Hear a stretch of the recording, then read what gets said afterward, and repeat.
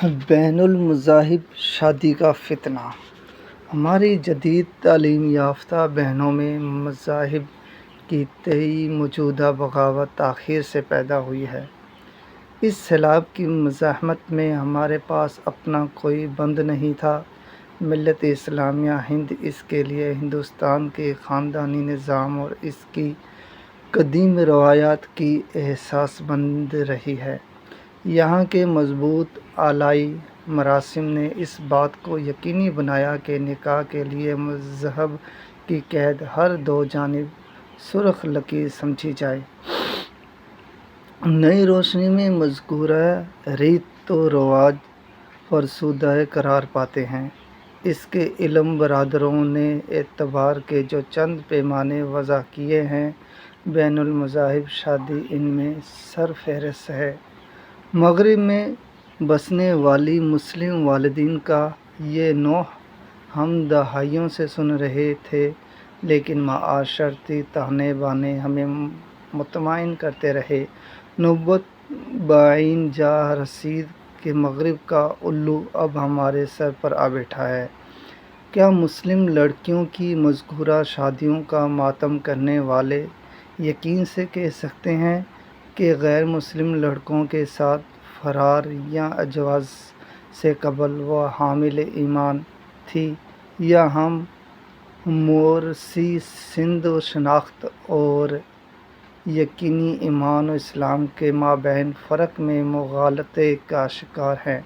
کیا ہم اس دور میں نہیں ہیں جب احادیث صحیحہ کے مطابق اسلامی ناموں سے منسوب ایک خلق کثیر کے لیے یہ انتساب برائے نام رہ جائے گا؟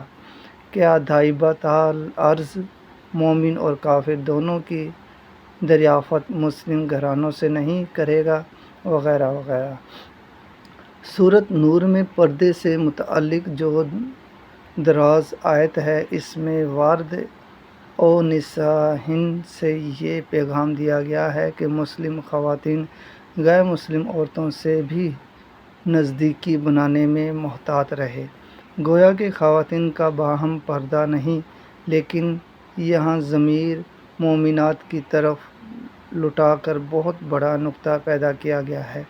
صد حیف کہ جس ترتیب کی نزاکت غیر مسلم خواتین کے اختلاط کی متہمم نہ تھی، اس کو دو طرفہ اختلاط سے پھوٹنے والے آزاد سیلاب کے رحم و کرم پر چھوڑ دیا گیا ہے۔ مسلمانوں کے پیغمبر صلی اللہ علیہ وآلہ وسلم نے سنت نازک کو آبگینہ کہا ہے۔ رفاقاً بالقواریر، بخاری۔ یہ جسمانی خط و خال کے علاوہ نزاکت طبع کا بھی خوبصورت استعارہ ہے۔ ایک زمانہ تھا جب یہ پیغام حرز جاں ہوا کرتا تھا، چنانچہ ایسا بھی ہوا کہ حنجلہ عروسی اٹھنے پر پڑوسی نے جانا کہ ہم سائے میں جوان سال بیٹی بہن زیر پرورش تھی۔ اب یہ آبگینے لٹیروں اور ڈاکوؤں کو دعوت قضا کی دیتے پھرتے ہیں۔ تعلیم گاہوں کی دوستیاں ہی گل کھلانے کے لیے کافی تھی، ملازمت اور کیریئر کے خبط نے باقی ماندہ کسر پوری کر دی۔ غیروں کے ساتھ شادی رچانے والے نام نہاد مسلم لڑکیوں کا ڈاٹا بتا رہا ہے کہ بیشتر برسر ملازم ہیں۔ میں اپنے دوستوں کے اس موقف پر غور کرنے کے لیے تیار ہوں کہ اس ضمن میں RSS مہم چلا رہی ہے، لیکن ایک حد تک، کیونکہ اس تنظیم کے سامنے ہماری تباہی کے دوسرے خاکے ہیں جن کی ضرب زیادہ کارگر ہے۔ چند سو یا چند ہزار لڑکیوں کا دین مذاہب اس کے دیو ہیکل وسائل کی ترجیح ہرگز نہیں ہو سکتی۔ یہاں اعداء کا اغلا بے محل ہے اور یہ گمراہ کن توجیہ والدین اور ان کے فرائض سرپرستی کے محاسبے کو بہانہ فراہم کر رہی ہے۔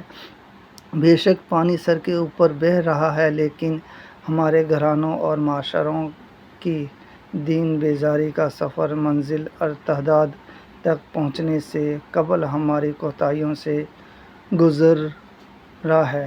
یہ مسئلہ ہے، مگر اس کے محاسبہ کا آغاز تبع علماء کے کردار سے ہونا چاہیے۔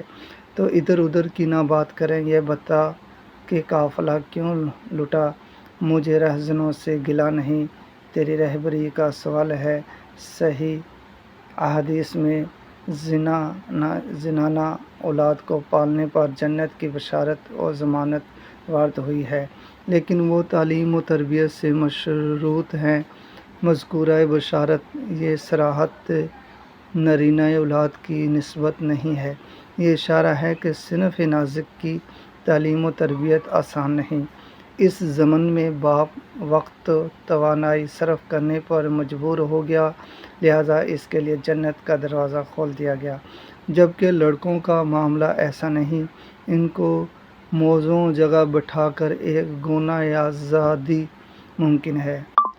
کورونا دور نے فاصلاتی تعلیم کا نیا تصور پیدا کیا ہے، جو صنف نازک کی تعلیم کے لیے نسبتاً محفوظ ہو سکتا ہے۔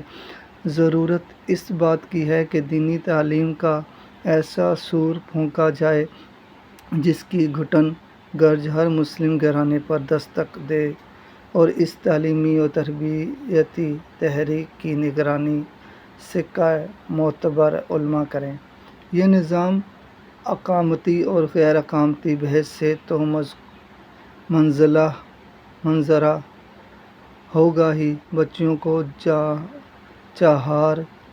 چار دیواری کی برکتیں، رحمتوں اور راحتوں سے بہرہ مند بھی کرے گا۔ نسل نو کے ایمان کی فکر ہر دور کے اہل دل کا سوز داروں رہا ہے، لیکن موجودہ صورتحال مزید تغافل اور کوتاہی کی محتمم نہیں۔ درآمد شدہ افکار تازہ کا جادو سر چڑھ کر بول رہا ہے۔ حشر و نشر کے تصورات سے قلوب مطمئن نہیں ہے۔ یقیناً زبانیں ماحول کے تقاضے نبھا رہی ہیں، مگر تابہ قجا اندرون کی طغیانی ایک بہانے کی احساس مند ہوتی ہے۔ غیر مسلم لڑکوں کے دامِ زواج کی کامیابی بھی اسی صورتحال کا ایک خاص مظہر ہے۔